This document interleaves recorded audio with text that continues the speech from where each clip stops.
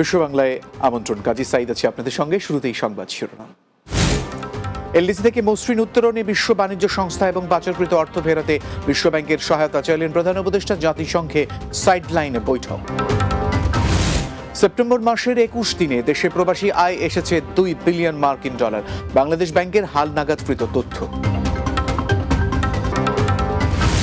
এবং গ্রিস উপকূল থেকে 145 জন অবৈধ অভিবাসন প্রত্যাশীকে উদ্ধার। আশ্রয় আবেদন প্রত্যাখ্যাতরা স্বেচ্ছায় দেশে না ফিরলে কারাদণ্ড, জরিমানার বিধান।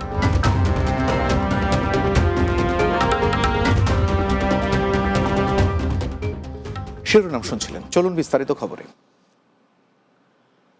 এলডিসি থেকে বাংলাদেশের মসৃণ উত্তরণে বিশ্ব বাণিজ্য সংস্থা এবং বিগত সময়ে পাচারকৃত অর্থ ফেরাতে বিশ্ব ব্যাংকের সহযোগিতা চেয়েছেন প্রধান উপদেষ্টা ডক্টর মোহাম্মদ ইউনূস।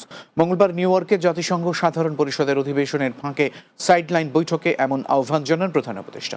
এ সময় বিশ্ব বাণিজ্য সংস্থা ও বিশ্ব ব্যাংকের পক্ষ থেকে ইতিবাচক সহযোগিতার আশ্বাস দেওয়া হয়। পরে প্রধান উপদেষ্টার প্রেস সচিব সাংবাদিকদেরকে বলেন, অন্তর্বর্তী সরকারের নেওয়া সংস্কার পদক্ষেপ এবং ফেব্রুয়ারির প্রথমার্ধে বাংলাদেশে অবাধ সুষ্ঠু জাতীয় নির্বাচনের প্রত্যয়ে বিশ্ব নেতাদের কাছে তুলে ধরেন প্রধান উপদেষ্টা।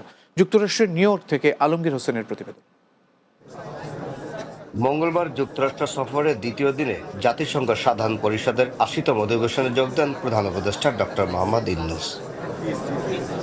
অধিবেশনের ফাঁকে ডব্লিউটিও মহাপরিচালক ডক্টর এনগোজি অকঞ্জো-ইওলার সঙ্গে বৈঠক করেন প্রধান উপদেষ্টা। এ সময় স্বল্পোন্নত দেশ থেকে বাংলাদেশের মসৃণ উত্তরণে বিশ্ব বাণিজ্য সংস্থার সহযোগিতা চান অধ্যাপক ইউনূস। এরপর বিশ্ব ব্যাংকের প্রেসিডেন্ট অজয় বাঙ্গার সঙ্গে বৈঠক করেন ডক্টর ইউনূস। এতে আওয়ামী লীগের সময় পাচার হওয়া $234 বিলিয়ন অর্থ ফেরতে বিশ্ব ব্যাংক সভাপতির সহযোগিতা চান প্রধান উপদেষ্টা। এছাড়া নেদারল্যান্ডস রানী ম্যাক্সিমার সঙ্গে প্রধান উপদেষ্টার বৈঠকে সাধারণ মানুষের আর্থিক অন্তর্ভুক্তির বিষয়টি গুরুত্ব পায়। এরপর জাতিসংঘের সাধারণ অধিবেশনে অস্ট্রেলিয়ার প্রধানমন্ত্রী, বিশ্ব স্বাস্থ্য সংস্থার মহাপরিচালক, চিলির প্রাক্তন রাষ্ট্রপ্রধান ও উরুগুয়ের পররাষ্ট্রমন্ত্রী সহ গুরুত্বপূর্ণ বিশ্ব নেতাদের সাথে সাক্ষাৎ করেন প্রধান উপদেষ্টা। পরে প্রধান উপদেষ্টার প্রেস সচিব শফিকুল আলম সাংবাদিকদের বলেন, 15 বছরে যে মিসরুল, যেই ধরনের অপকর্ম করা হচ্ছে, সেগুলোর থেকে বাংলাদেশের যে ডেমোক্রেটিক ট্রানজিশনের জন্য কি কি কাজ এই গভর্নমেন্ট করছে, সেই কাজগুলো সবাইকে জানানো, যে কি ধরনের রিফর্ম আমরা এই গভর্নমেন্ট এনেছে। মূল মেসেজ হচ্ছে যে আমরা 15 ফেব্রুয়ারির মধ্যে, ফেব্রুয়ারির প্রথমার্ধে ইলেকশন করতে যাচ্ছি। নিউ ইয়র্কে আওয়ামী লীগের নেতাকর্মীদের অপতৎপরতার বিষয়ে যুক্তরাষ্ট্রের যথাযথ কর্তৃপক্ষকে জানানো হয়েছে। এই বিষয়ে আমাদের ফরেন মিনিস্ট্রি, বাংলাদেশের কনসুলেট ইন নিউ ইয়র্ক এই বিষয়ে যথাযথ যাদের কর্তৃপক্ষ আছে তাদেরকে এই বিষয়ে জানানো হয়েছে। Alamgir Hossain, Bangla TV, new York, যুক্তরাষ্ট্র। সেপ্টেম্বর মাসের 21 দিনেই $2 বিলিয়ন প্রবাসী আয় দেশে এসেছে। বাংলাদেশি মুদ্রা যার পরিমাণ প্রায় 24,778 কোটি টাকা। আর এই ধারা অব্যাহত থাকলে পুরো মাস শেষে রেমিটেন্স $3 বিলিয়ন অতিক্রম করতে পারে বলে ধারণা করছে বাংলাদেশ ব্যাংক। কেন্দ্রীয় ব্যাংকের সর্বশেষ হালনাগাদ তথ্য থেকে জানা গেছে, বাংলাদেশ ব্যাংক সূত্র জানায় 1 থেকে 21 সেপ্টেম্বর পর্যন্ত প্রবাসীরা পাঠিয়েছেন $203 কোটি 10 লাখ বা $2.03 বিলিয়ন। টাকার অঙ্কের পরিমাণ প্রায় 24,778 কোটি। গত বছরের একই সময় এসেছিল $163 কোটি রেমিটেন্স। চলতি 2025-26 অর্থ বছরের প্রথম আড়াই মাসে রেমিটেন্স এসেছে $693 কোটি। গত অর্থ বছরের একই সময়ে এই অঙ্ক ছিল $577 কোটি। অর্থাৎ প্রবৃদ্ধি দাঁড়িয়েছে 20.1%। এর আগে চলতি অর্থ বছরের প্রথম মাস জুলাইয়ে দেশে এসেছিল $247 কোটি 79 লাখ 10 হাজার, যা বাংলাদেশি মুদ্রায় প্রায় 30,239 কোটি টাকা। আগস্টে প্রবাসীরা পাঠিয়েছেন $242 কোটি 20 লাখ বা 29,548 কোটি 40 লাখ।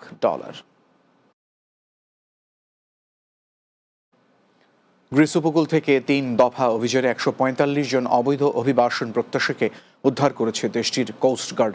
ইউরোপীয় ইউনিয়নের সীমান্ত সুরক্ষা সংস্থা ফ্রন্টেক্সের তথ্যের ভিত্তিতে এসব অভিযান পরিচালনা করা হয়। আন্তর্জাতিক সংবাদ মাধ্যম জানিয়েছে, মঙ্গলবার সকালে কোস্ট গার্ডের একটি টহল নৌকা ক্রিটের কাছে একটি ছোট নৌকা থেকে 36 জনকে উদ্ধার করে। সোমবার আরও 2টি অভিযানে গাভদোসের দক্ষিণে 2টি ডিঙ্গি নৌকা থেকে 109 জনকে নিরাপদে আনা হয়। এদিকে ইতোমধ্যেই অভিবাসীদের আশ্রয় আবেদন 3 মাসের জন্য স্থগিত করেছে গ্রিসের সরকার।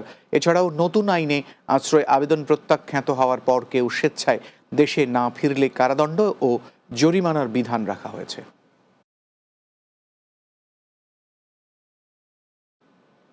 বিশ্ব বাংলায় বিরতি নিচ্ছে, এরপর আরও যা থাকবে।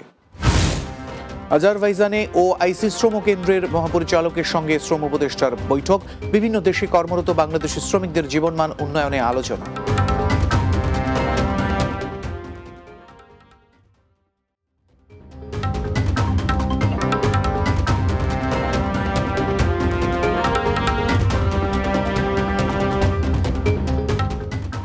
বিরতির পর বিশ্ব বাংলায় আরও একবার স্বাগত।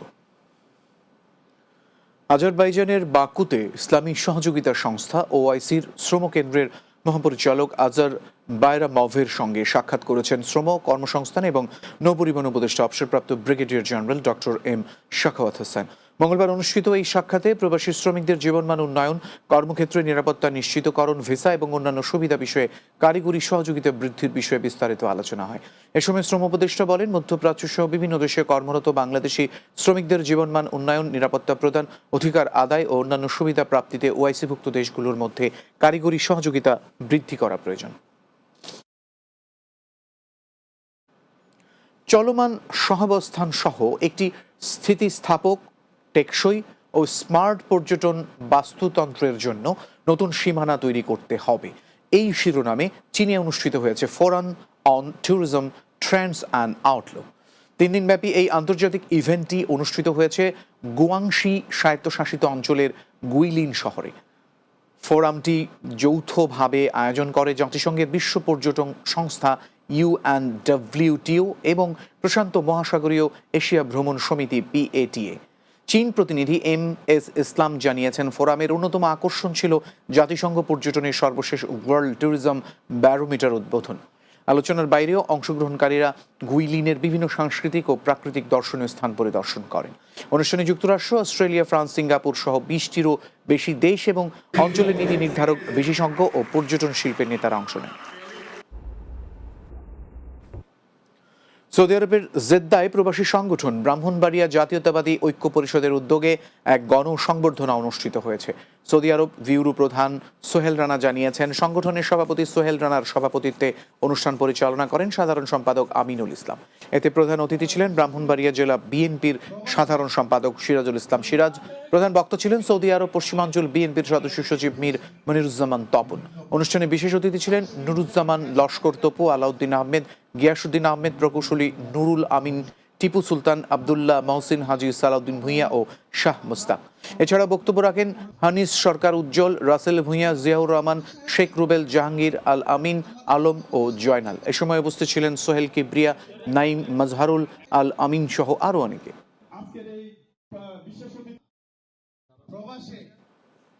বিশ্ব বাংলা শেষ করব, তার আগে এক নজরে সবগুলো শিরোনাম জানাবো। এলডিসি থেকে মসৃণ উত্তরণে বিশ্ব বাণিজ্য সংস্থা এবং পাচারকৃত অর্থ ফেরাতে বিশ্বব্যাংকের সহায়তা চাইলেন প্রধান উপদেষ্টা। জাতিসংঘের সাইড লাইন বৈঠক। সেপ্টেম্বর মাসের 21 দিনে দেশে প্রবাসী আয় এসেছে $2 বিলিয়ন। বাংলাদেশ ব্যাংকের হাল নাগাদকৃত তথ্য। গ্রিস উপকূল থেকে 145 জন অবৈধ অভিবাসী প্রত্যাশীকে উদ্ধার, আশ্রয় আবেদন প্রত্যাখ্যাতরা স্বেচ্ছায় দেশে না ফিরলে কারাদণ্ড, জরিমানার বিধান। এবং আজারবাইজানে ওআইসি শ্রম কেন্দ্রের মহাপরিচালকের সঙ্গে শ্রম উপদেষ্টার বৈঠক, বিভিন্ন দেশে কর্মরত বাংলাদেশি শ্রমিকদের জীবনমান উন্নয়নে আলোচনা।